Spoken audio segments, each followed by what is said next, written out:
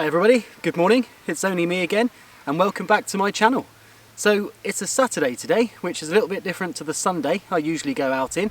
It's the afternoon and it's obviously near winter, so I've probably got about 4 or 5 hours this afternoon, but I've come into a brand new permission. It's a permission I've never ever been into before. I've only recently acquired the permission, and this is one of the only pasture fields within the permission. There is tons and tons of fields that are arable, but unfortunately this is one of the only pasture fields that he has. So I've come in today to give it a go. 4 or 5 hours, you never know, we might get something good. So what I noticed on the maps was that there was this old barn here, and just out of shot there's also what looks like possibly an old cottage or something like that. So chances are this is probably early 1800s, judging by the stonework, and as you can tell it's rather dilapidated now. All around this little pitch in this field where this barn is are lots of lumps and bumps and strange features in the ground. Now this particular permission is literally miles away from anything. There's no houses for miles, the road is probably a good 20-minute trek up that way, so I'm going to be really interested to see if we do get anything today. But we're going to give it a good go, and of course, as always, if anything comes out of the ground, you guys are going to see it first. And that leaves me to say thank you very much for watching my videos as always, and if you do like what I do, please consider subscribing below. And of course, if you do like the permission and you want me to come back, hit a thumbs up as well. And you guys might have noticed, but I've also started a buy me a coffee scheme. It's only going to cost you a cup of coffee, but it means that on my way to the permission I'll grab myself a cup of coffee, and anybody that feels like they want to donate, I know times are hard at the moment, so I'm really not going to pressure anybody to do it, but if you can do it and you can support me and help my channel, then I'll give you a special mention on the next video I record. So thank you very much again guys, we've got a bit of digging to do today, so let's crack on and I'll see you all on the first hole.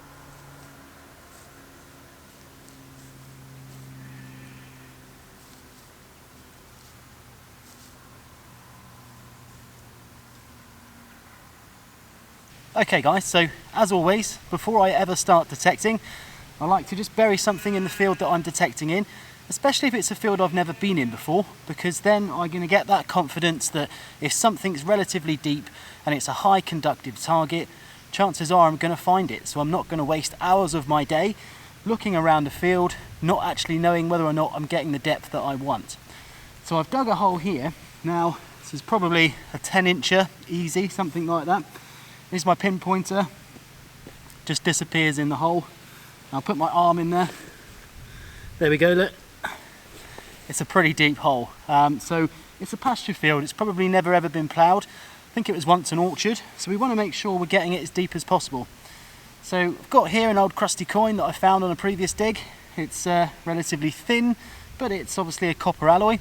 And we're going to pop it in the bottom of the hole, and I'm going to use my custom program and see how it's doing. Okay, so the coin is in the bottom. I'll show you it all the way at the bottom. Don't know if you're going to be able to see it. There we go. But it's at an angle as well, because I don't want it to just be too flat. But to show you how deep that hole is, that's a pretty deep hole to be fair. So yeah, let's see how we get on with this one. I'll bury it down, cover it up, and then we'll go over it with the custom program. Okay guys, so the coin is at the bottom of the hole. I've covered it up with the turf and the soil, tried to put it back as neatly and as it was as possible. So I've got my custom program set up. I'm just going to run over it and see how we do.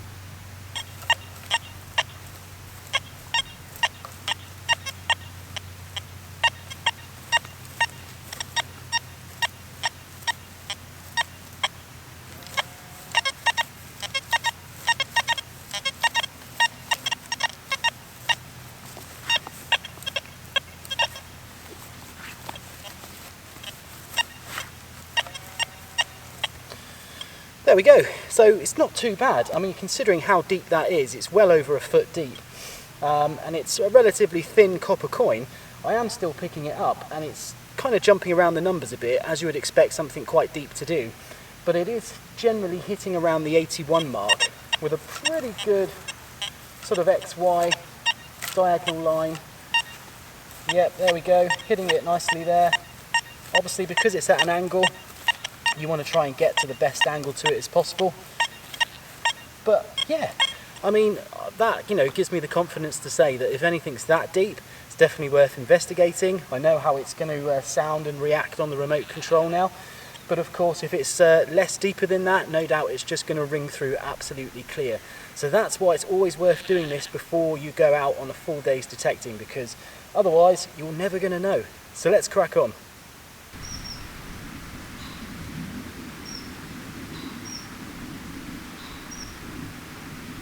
Okay, so we've just had our very first target of the day over here by the hedge, which is typical. We start in the middle of the field, walk around, and it's usually not where you expect it to be.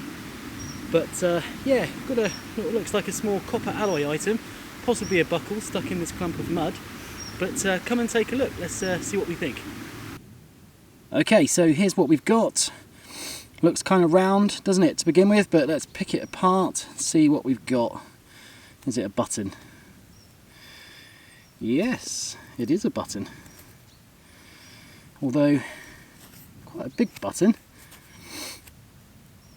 A very big button, like a bronze alloy type button. But no decoration on it, nothing identifiable on it. Very, very big, it's about the size of an old 1 penny. Could potentially be like a horse harness stud, so like a decoration off of a horse strap as well. Something like that, because it would have been really, really shiny at one point. But, oh well guys, there we go, that's the first one. Let's push on, see what else comes out.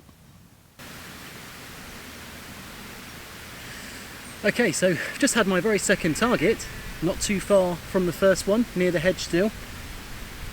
And yeah, this thing has just popped out.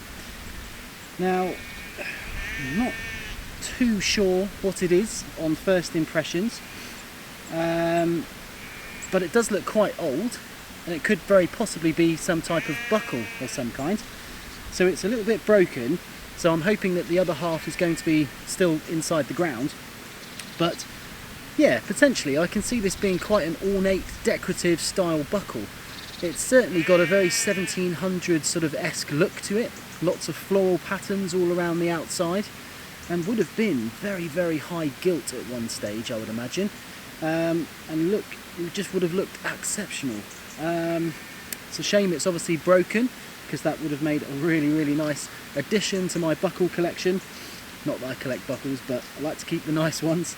And yeah, there's that one, guys. So there we go, not too bad for the second hole. Still got a few hours left, so let's keep going. Hopefully we get some more interesting bits. Okay, so just a little update on this one. I searched the hole a little bit more, and I found the other corner. Here it is, and obviously that was the main body of it there.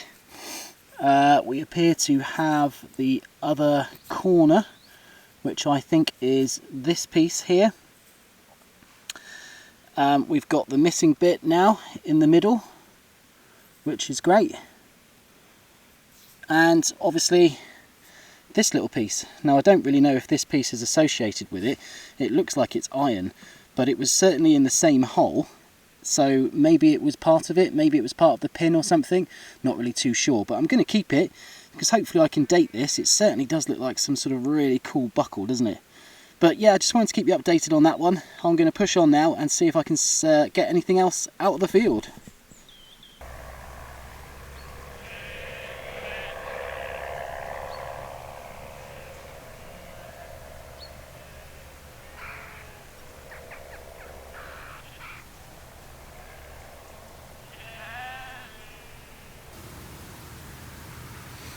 Okay, so I had this quite strange little target down here.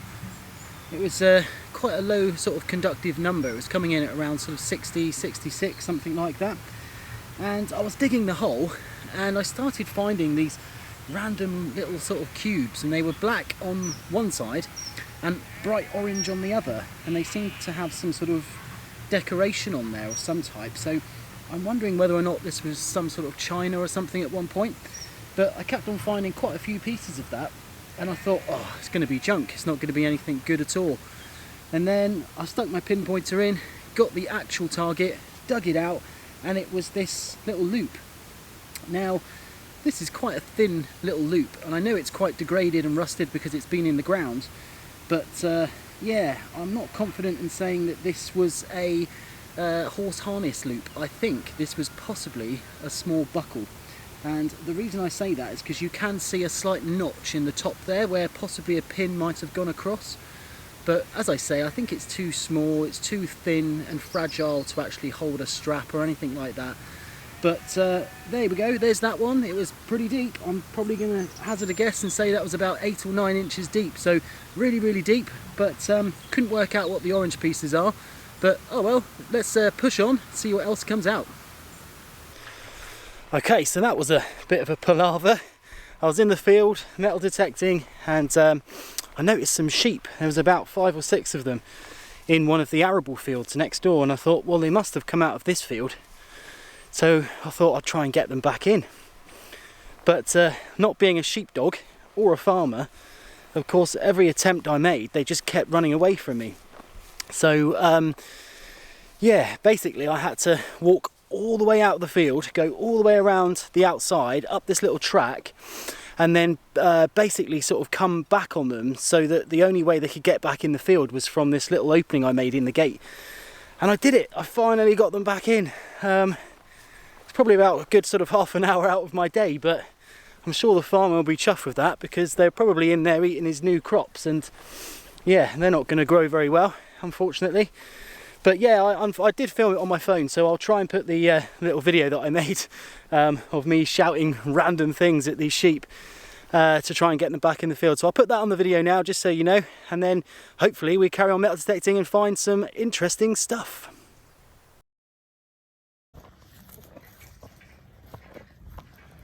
Come on. Yep. Come on. Yep. Come on. Yep. Come on. Yep. Come on. Yep. Come on. Yep. Out you go. Come on. Come on. Yep. Not that way. Come on.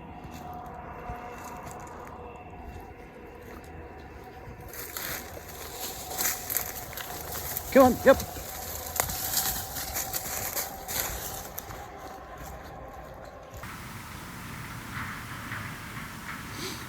Okay, so this is the first target after my sheep rescue mission, and I thought I'd be rewarded by the gods for doing such a good deed, but unfortunately I've got a large piece of lead. It's humongous, it's really, really heavy. Big square piece of lead, no idea what it was used for. But yeah, might be worth a little bit at the scrap, but we're going to have to keep pushing on for that reward, I think, so let's keep going.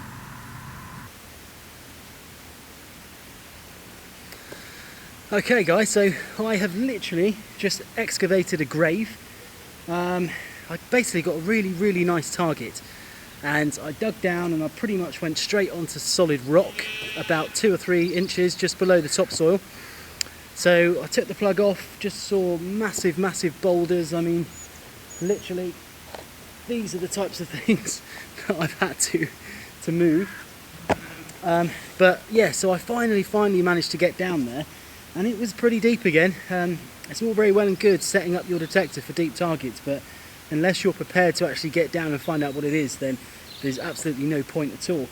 But I persisted, I really wanted to find out what it was. Obviously we're quite close here to the old barn, and I found it.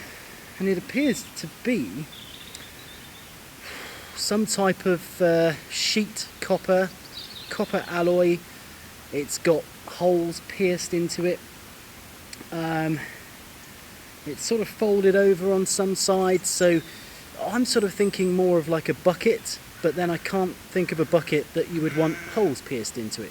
So I'm not entirely really sure what this was, but it does look pretty old, doesn't it? That's one thing I would say, is that it was kind of worth going down that deep, because this does look like it's been in the ground for some time. And obviously it was below all these rocks and stuff as well, so how it got below those rocks, I have no idea, because they are absolutely ginormous.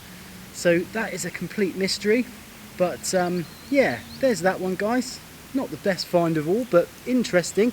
But let's carry on. We've got about an hour and a half left. It's starting to get dark already, but let's see what else we can get.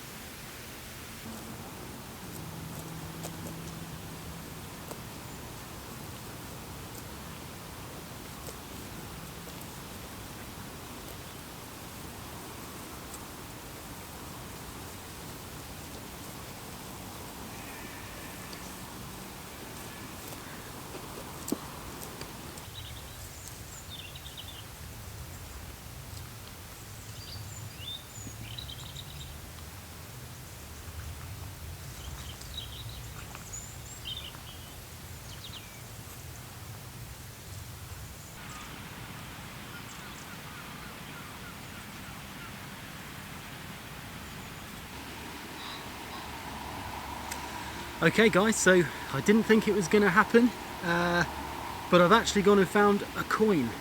Now it's not a silver coin or anything like that, but it is an old copper coin, and I've given it a light clean, and I can see a bust facing right, so chances are this is either a George I or a George III. I'm leaning towards more of a George III, the sort of earlier type, because it's got sort of a bit of a pointy bit at the top of its head. So this coin probably dates to around the middle of the 18th century, so I would say this was probably 1770s, 1780s, something like that. But that's really cool, because that's the first find we've had today that can give us an actual date about when people were occupying this site and what they were doing here. So yeah, although it's nothing great, it's still what we came looking for. It's history, and it gives us a positive date. So as you can see, it is getting really, really dark now. It's only about 4:30, but that's winter for you. So I'm going to make my way sort of back towards where the bag is, near the barn. If I get anything along the way, guys, I'll be sure to film it. But yeah, a coin of the day. Not the best coin, but it'll do. Okay guys, so we're at the end of the day. And yeah, it's not been the most productive day at all, but it's been pretty good. It's a brand new permission, so obviously, you know, we haven't had too many great finds in there, but I still think there's a lot of potential in that site. But I've only had, what, 4 hours today, including the sort of half an hour that it took me to rescue those sheep. So yeah, you know, I think if one thing metal detecting has taught me over the years, it's that you've got to put the hours in. If you don't, and I mean, if it's a productive site, fair enough, you know, go there and you know you're going to find some stuff. But if it's a new permission or a massive field, then you've really got to go there for, you know, 7 or 8 hours at a time, because that's how you're going to maximize your finds potential based on the law of average, really. So yeah, we didn't find too much. I think the find of the day was probably the buckle towards the start. Pretty much think that would date to around the same age as that George III coin, so mid 1700s. So that pretty much would date the barns and the old buildings there as well. So yeah, it's been a pretty good day. I'm just walking back now to the car.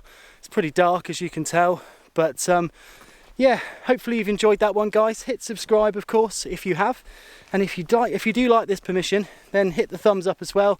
And that means I know that it'll be a really good permission to come back to. So that leaves me to say thank you very much for watching, and I'll see you all on the next dig.